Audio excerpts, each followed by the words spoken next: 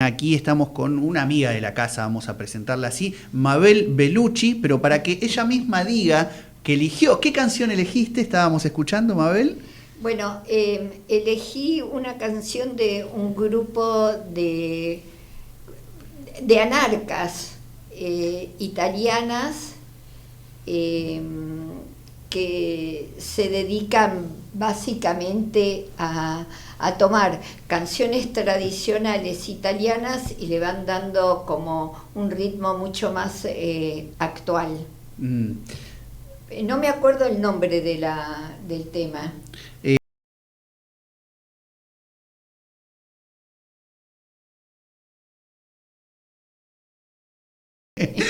Así que lo dejamos ahí, como una Sí. canción italiana.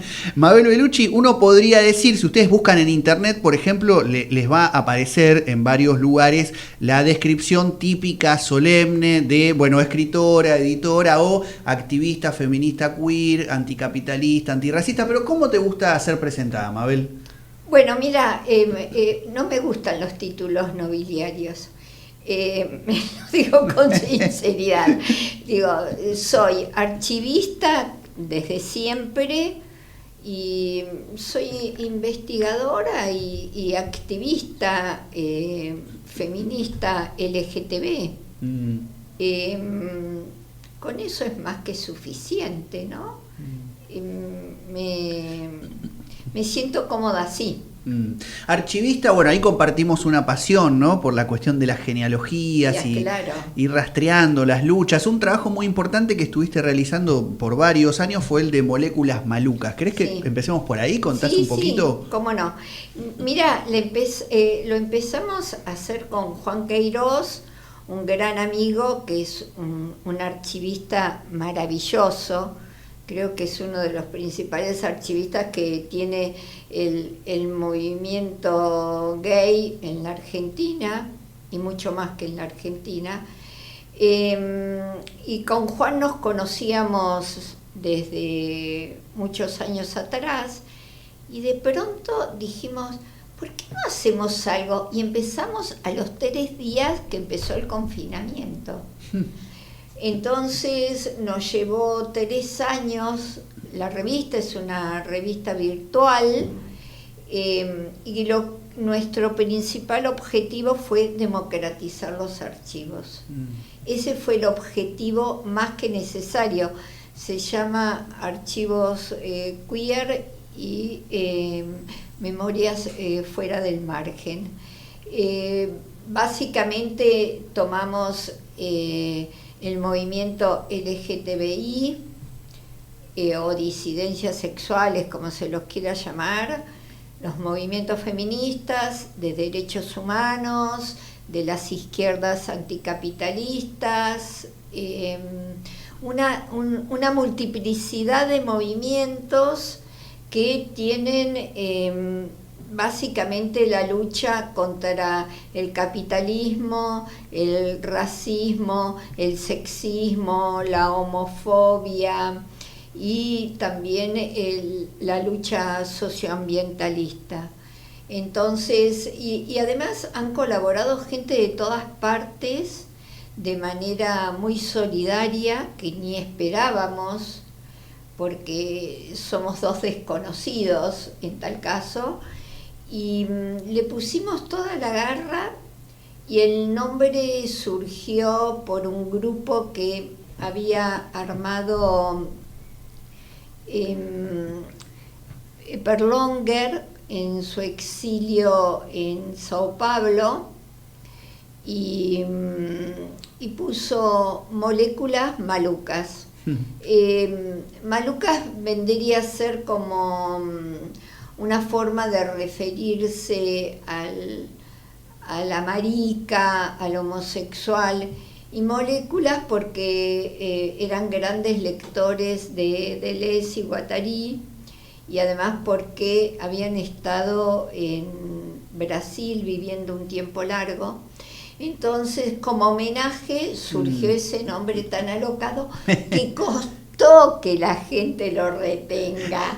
Mira, porque tiene una linda sonoridad. Yo me lo acuerdo siempre, Moléculas Malucas. No, pero, por ejemplo, me acuerdo que Alejandro Modarelli decía, ¿por qué ese nombre tan difícil? No puede ser más simple.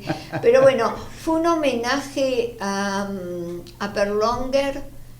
Ya, digo, ha recibido todo tipo de homenajes, pero nos pareció interesante porque él vivió en el exilio, un exilio sexual como él definía, y hizo una labor de lo más interesante de distintos campos, ¿no? Desde las izquierdas trotskistas, desde los feminismos, desde el Frente de Liberación Homosexual, desde los movimientos también obreros. Perlonger cubrió todos los espacios posibles y entonces eso es muy significativo y es muy interesante que siempre se traiga a la luz tanto él como tantos otros compañeros, ¿no?, que estuvieron muy cercanos a Perlonger, como Marcelo Benítez, un activista que fue artista plástico, novelista, poeta, y muchos de ellos vivían en Avellaneda. Entonces yo en un momento propuse a la Universidad de Avellaneda de hacer un recorrido, ¿no?, por las casas de estos militantes que dieron todo sin pedir nada a cambio, ¿no? Esto es muy interesante, cosa que ya no se da. No, te iba a decir, justo en tiempos donde muchas veces incluso hasta la militancia está atravesada por la cuestión mercantil, ¿no? Del intercambio de a veces pensarlo más como un trabajo, ¿no?, que como una actividad atravesada por el amor y por la conquista de un mundo diferente, ¿no? Claro, en nuestros casos casi terminan siendo como excepcionales, ¿no? No quiero hacer muchos cuestionamientos porque me parece que no es el momento del contexto histórico, pero a mí me genera indignación, ¿no? Saber que de pronto ves gente que está en la lucha y no tiene esos objetivos amplios, solidarios, de entrega, de ver cómo, sino también pesa mucho el interés personal. Pero bueno, tenemos que seguir. Y son casos que después, viste, la vida es una calecita, ¿no? Es decir, que en algún momento se la cobra. Así que, ¿para qué vamos a dedicarle tiempo a cuestiones que no son merecidas? Pero, bueno, yo lo que estoy haciendo últimamente, terminamos Moléculas Malucas el año pasado. Decidimos cerrarla. Ya Juan está viviendo en el exterior desde hace 2 años y decidimos, con todo ese material, que son alrededor de unos 60, 70 ensayos. Muchísimos. Sí, muchísimos. Lo que hemos trabajado era una infinidad. Nos sirvió la pandemia porque estábamos encerrados y quisimos.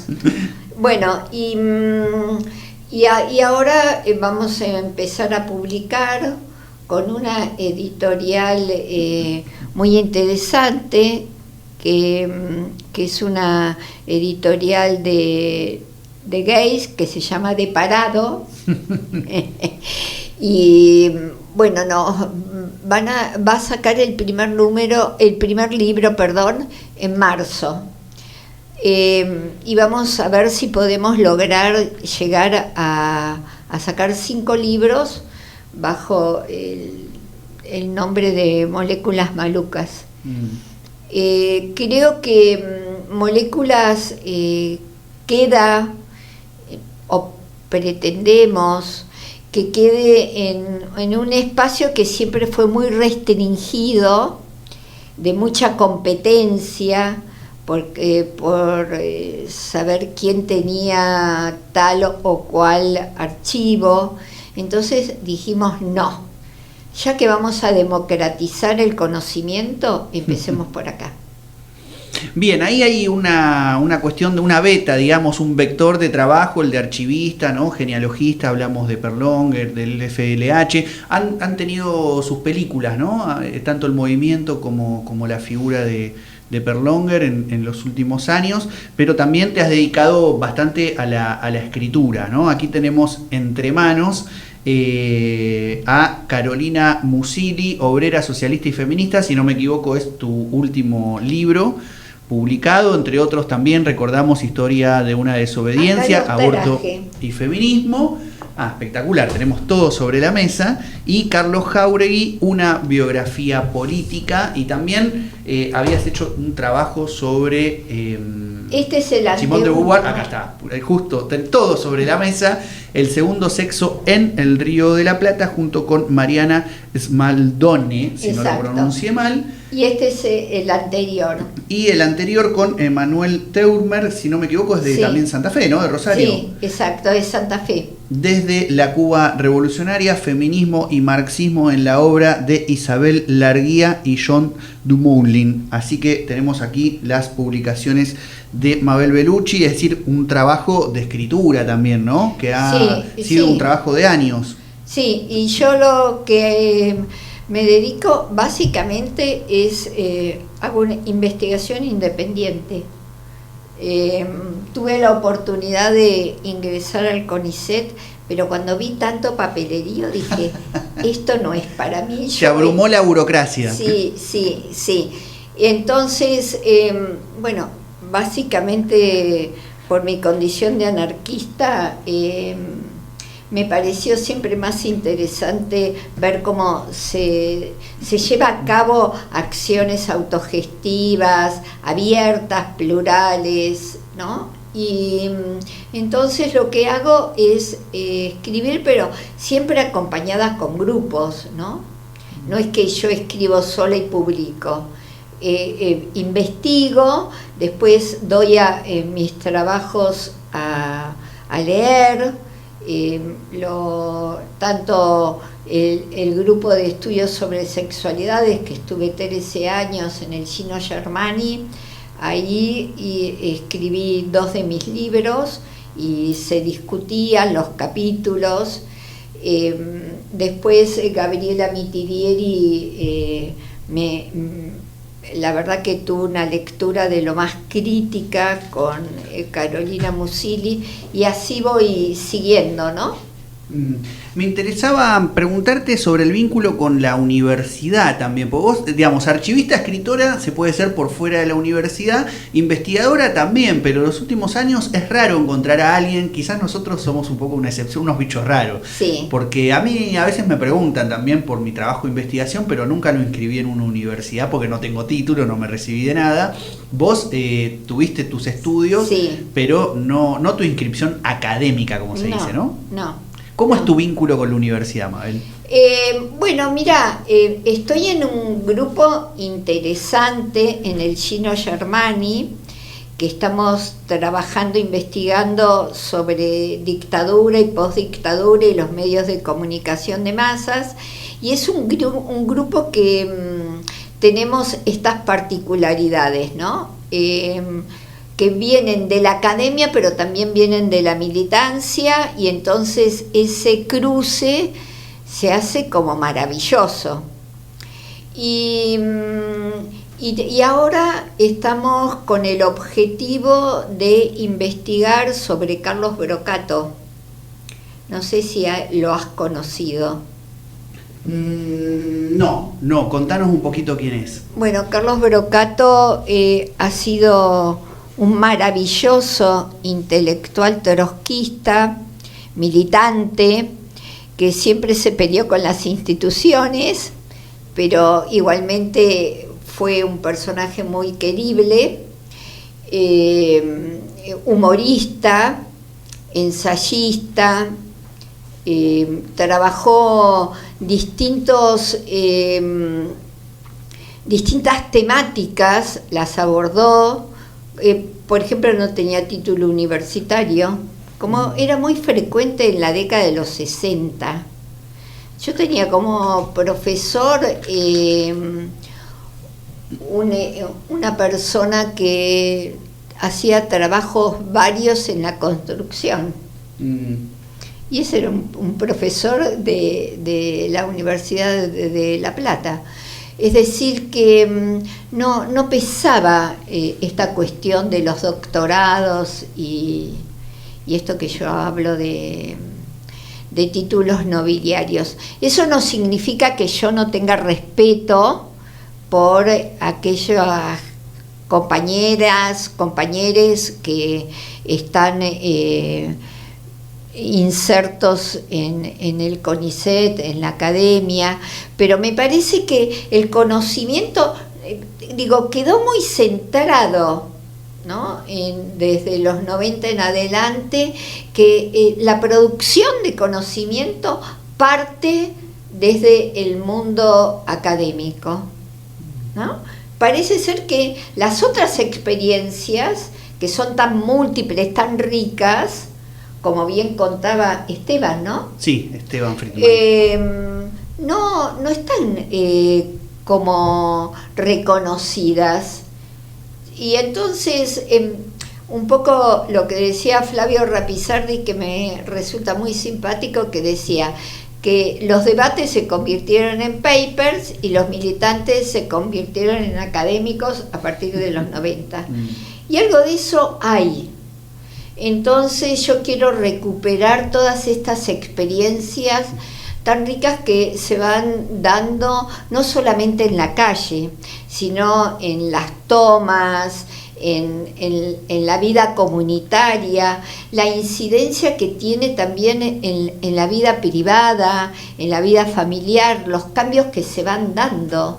Esto está poco reconocido y creo que desde las izquierdas, yo al menos, si bien soy anarca, tengo como mucha simpatía por algunos compañeros y compañeras trotskistas, y me parece que hay que abrir más, ¿no?, el espectro de los conflictos. Por ejemplo, como decía bien él, todo el tema de la salud mental. Por ejemplo, en el libro de Carolina Musili, que fue una obrera de las 2 primeras décadas del siglo XX, el tema de las condiciones laborales de trabajo básicamente estaban centradas para mujeres y niños en el tema de la salud. No solamente cumplir las 8 horas, como era el tema de la salud, que era fundamental. Vos calculá niños trabajando en una fábrica de sol a sol, mujeres que estaban embarazadas o no estaban embarazadas, después tenían que salir corriendo porque tenían esa doble jornada que era, ¿cómo quedaban? ¿En qué condiciones estaban? Y también los varones, ¿no? Y una de las enfermedades típicas de esa época de trabajar en las fábricas era la tuberculosis. Tanto es así que tanto Carolina como Gabriela Laperriere de Coni terminaron sus vidas siendo muy jóvenes por la tuberculosis.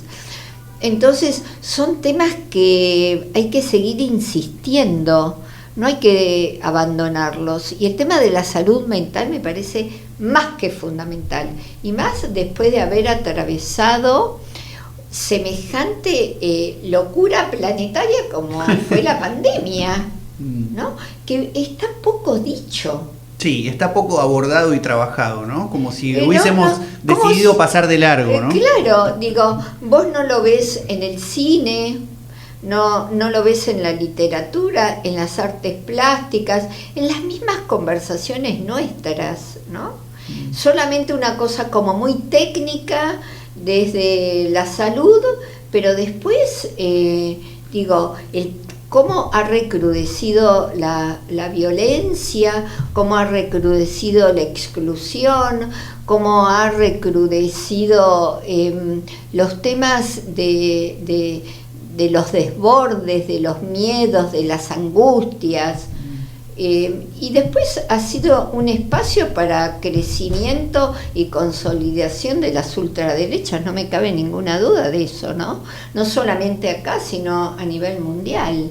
Y el tema de la muerte, digo, en Occidente, que el tema de la muerte está tan tapada, yo me incluyo, porque yo creo que voy a ser eterna.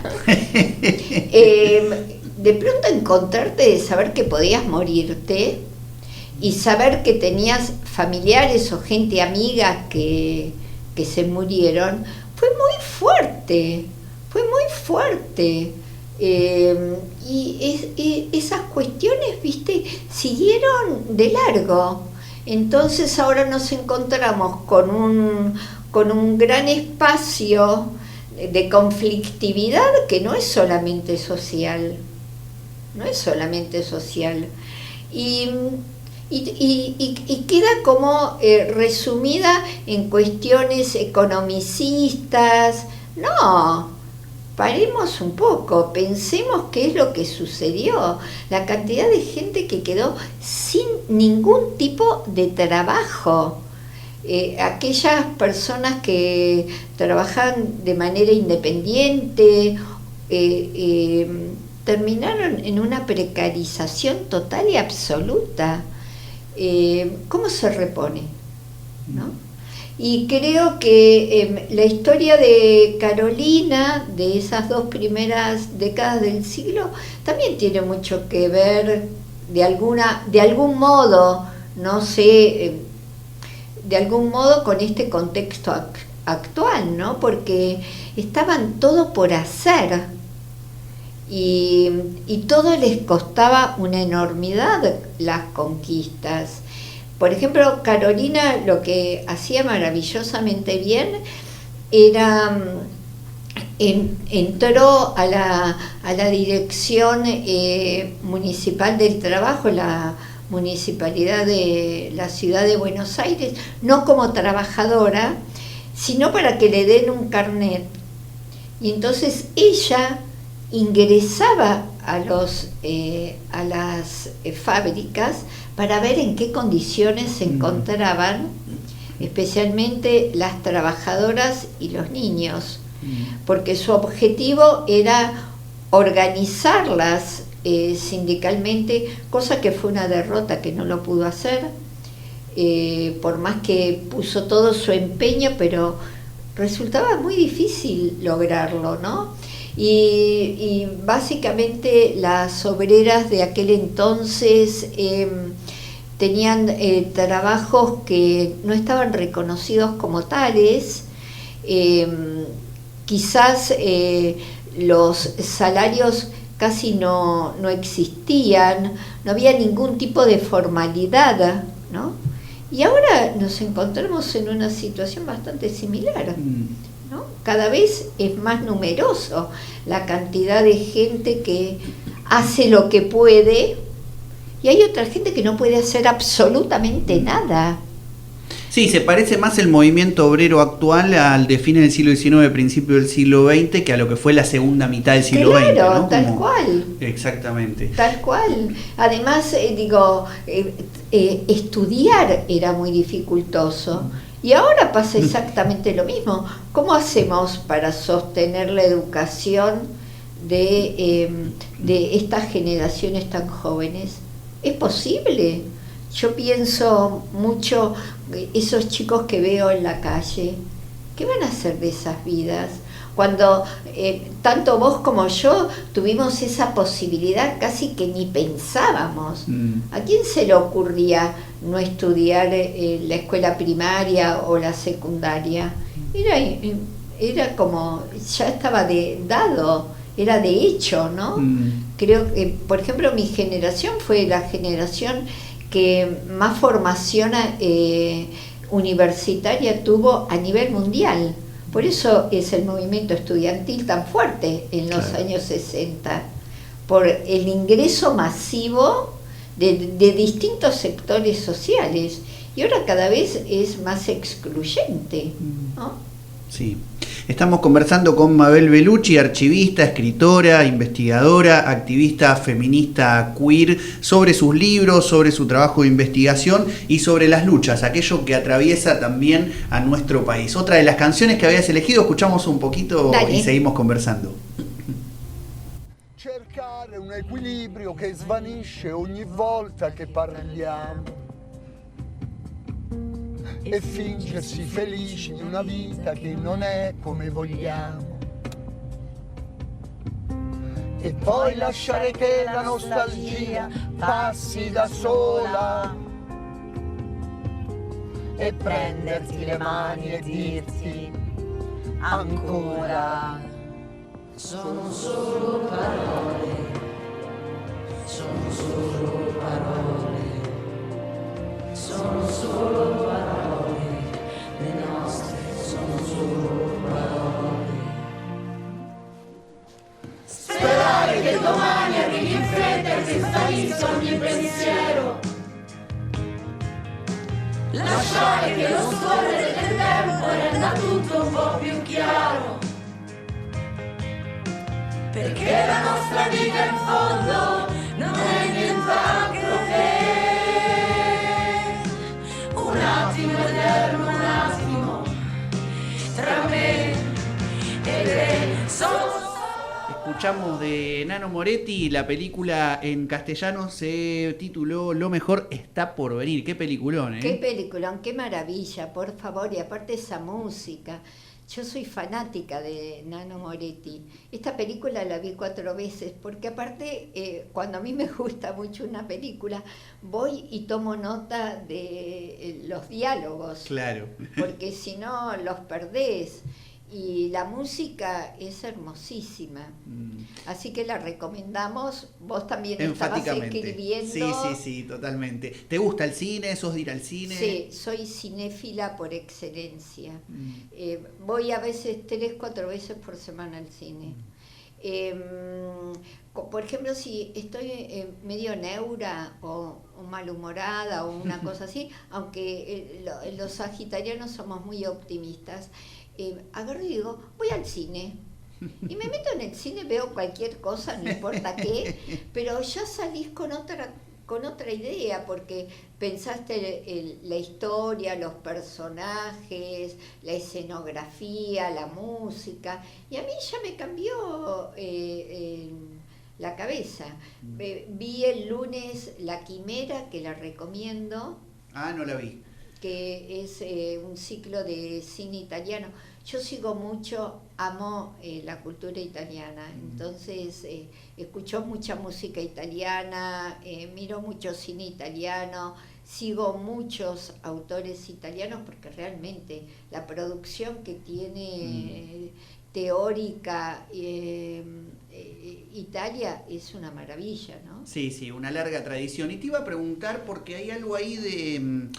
Hablando de archivos que decíamos y de genealogías, hay algo que creo que en mi caso me llegó a tocar un poco también, ¿no? En los años 90, a través de una transmisión de cierta experiencia de los 60 y de los 70, que es como esta también mezcla, complementariedad de experiencias en la vida, ¿no? Que tiene que ver con la música, con el cine, con la militancia, con la lectura, que quizás vos decías los años 90 y lo que pasó con la investigación, con la academia, hay algo ahí, ¿no? Que se ha quebrado un poco en el cambio de siglo y que ha tendido a generar parcelas bastante compartimentadas y separadas entre sí, ¿no?